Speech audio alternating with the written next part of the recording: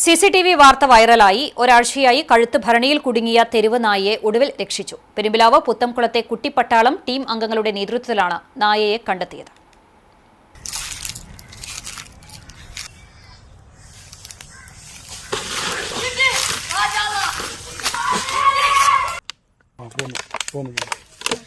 ഭരണി കഴുത്തിൽ കുടുങ്ങിയ നായയെ കണ്ടാൽ വിവരമറിയിക്കണമെന്ന് കുരുന്നു വിദ്യാർത്ഥികൾ പോസ്റ്റ് ചെയ്ത സന്ദേശമാണ് നായയെ കണ്ടെത്താൻ സഹായിച്ചത്. കഴുത്ത് പ്ലാസ്റ്റിക് ഭരണിയിൽ കുടുങ്ങി പെരുമ്പിലാവിലും പരിസരത്തുമായി അലഞ്ഞുതിരിഞ്ഞു നടക്കുന്ന തെരുവ് നായയെ രക്ഷിക്കാൻ ഒരാഴ്ചയായി നാട്ടുകാർ ശ്രമിച്ചുകൊണ്ടിരിക്കുകയായിരുന്നു. ഒടുവിൽ തിങ്കളാഴ്ച രാവിലെ 9:30 കുരുന്നു വിദ്യാർത്ഥികൾ ആരംഭിച്ച തിരച്ചിലിനിടയിൽ 3 തവണ നായയെ കണ്ടെത്തിയെങ്കിലും പിടിക്കാൻ കഴിയാതെ ഓടിമറഞ്ഞു. പിന്നീട് ഉച്ചയ്ക്ക് 2 മണി മുതൽ വീണ്ടും തിരച്ചിൽ ആരംഭിച്ചപ്പോൾ ഫാൽക്കൺ മാളിന് സമീപത്തെ പറമ്പിൽ നിന്നും നായയെ fire defence and rescue team അംഗം രാജൻ പെരുമ്പിലാവ് വലവീശി പിടികൂടുകയായിരുന്നു. ഒരാഴ്ച മുമ്പാണ് കഴുത്തുമുതൽ മുഖഭാഗം ഉൾപ്പെടെ പ്ലാസ്റ്റിക് ഭരണിക്കകത്ത് കുടുങ്ങിയ നിലയിൽ തെരുവ് നായയെ നാട്ടുകാർ കണ്ടത്. പല സന്ദർഭങ്ങളിലായി നിരവധി തവണ നാട്ടുകാരും ഓട്ടോ തൊഴിലാളികളും കഴുത്തിൽ കുടുങ്ങിയ പ്ലാസ്റ്റിക് ഭരണി ഊരിമാറ്റാൻ ശ്രമിച്ചെങ്കിലും ഫലം കണ്ടില്ല. ഇതോടെ വെള്ളമോ ഭക്ഷണമോ കഴിക്കാൻ പറ്റാത്ത സ്ഥിതിയായി.